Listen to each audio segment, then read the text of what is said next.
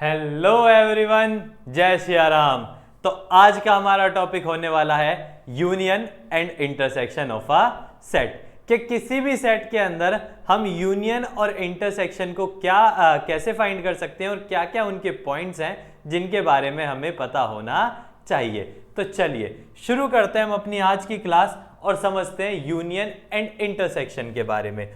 तो जो हमारा टॉपिक यूनियन एंड इंटरसेक्शन है उसमें से सबसे पहला आता है यूनियन। आखिरकार यूनियन होता क्या है, इसे समझने के लिए एक बेसिक सी डेफिनेशन पढ़ते हैं। ठीक है, एक बेसिक सी लैंग्वेज पढ़ते हैं कि आखिरकार यूनियन क्या होता है। ठीक है, इस वाले कलर से लिखते हैं। The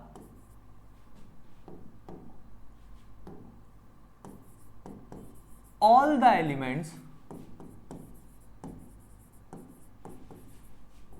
of two sets are taken together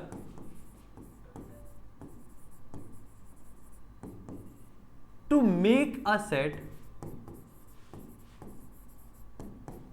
that is known as union of a set. आपके पास देखो, इस बेसिक सी डेफिनेशन का क्या मतलब है।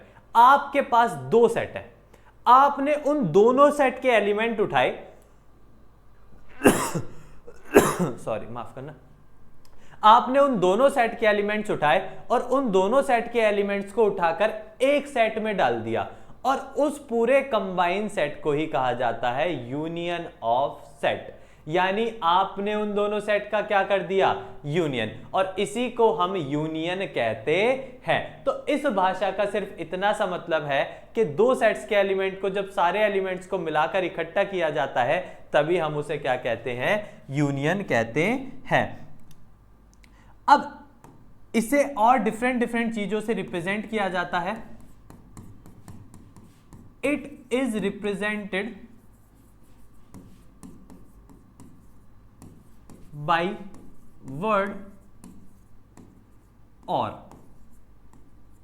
वर्ड जहां भी लिखा होता है उसका मतलब भी क्या है, यूनियन। अब इसे डिफरेंट डिफरेंट वर्ड से रिप्रेजेंट किया जाता है, तो एक वर्ड जिससे इसे रिप्रेजेंट किया जाता है वो क्या है, और से इसको रिप्रेजेंट करते हैं।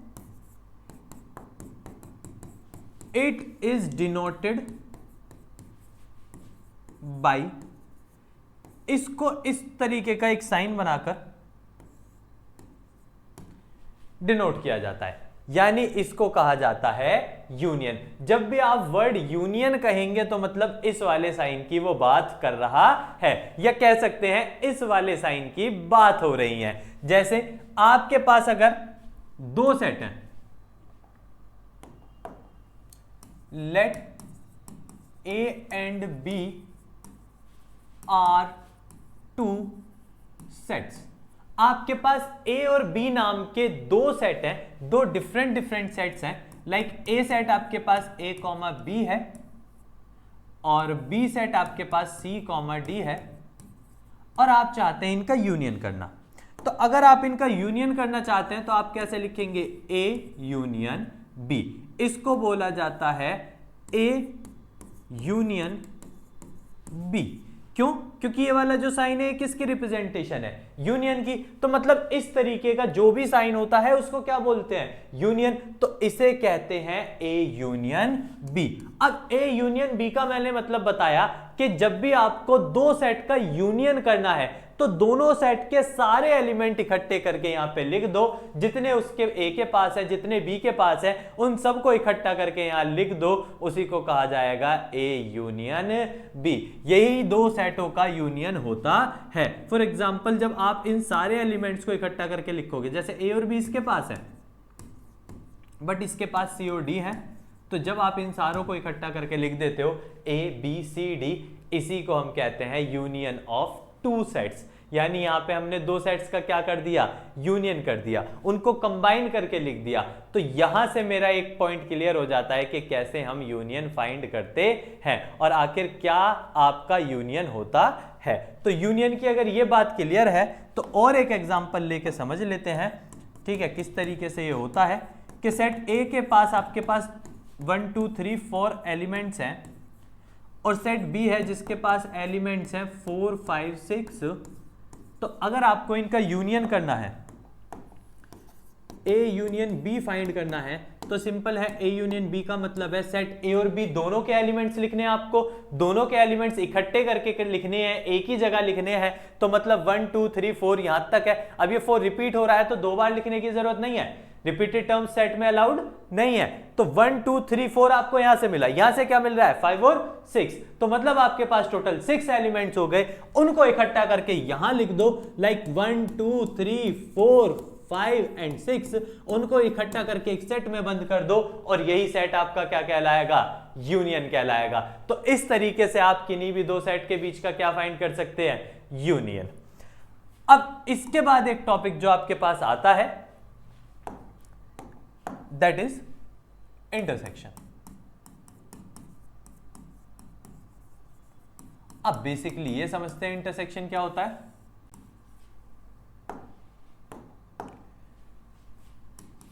The common elements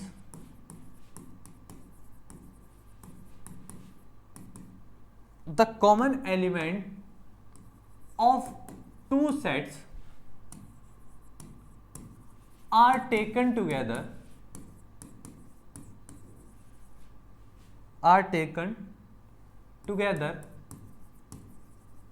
to form a new set that is known as intersection of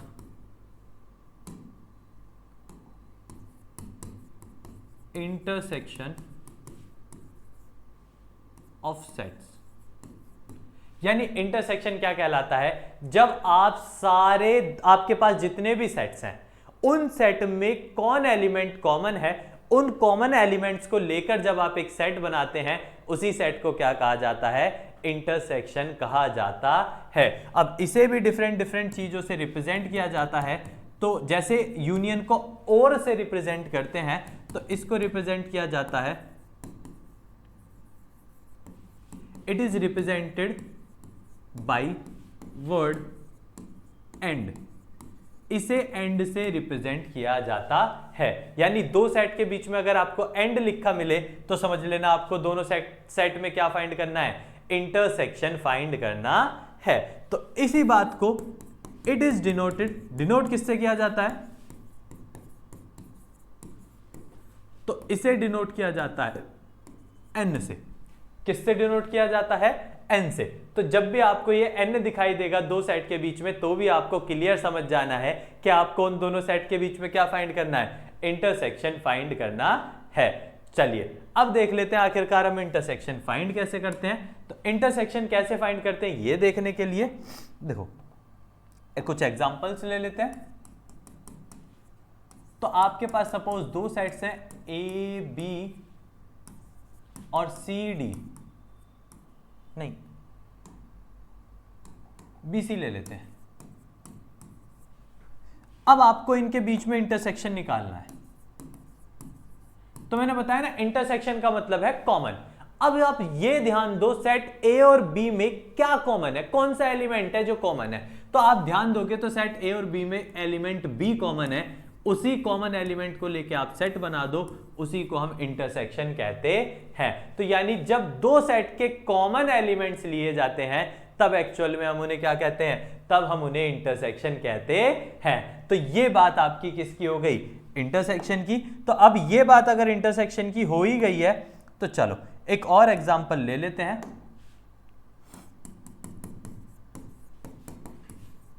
set आपके पास ए बी है और बी एक सेट है सी कॉमा डी। आपको इनके बीच का इंटरसेक्शन फाइंड करना है। बताओ भाई, अगर आपको इनके बीच का इंटरसेक्शन फाइंड करना है तो देखो इसके पास एलिमेंट्स ए बी हैं, इसके पास सी डी। क्या कुछ कॉमन है? ए बी और सी डी में कोई एलिमेंट कॉमन नहीं है, मतलब सेट ए और सेट बी में कोई भी एलिमेंट कॉमन नहीं है, यानी कुछ भी इंटरसेक्शन नहीं है। और कुछ भी को क्या लिखते हैं हम?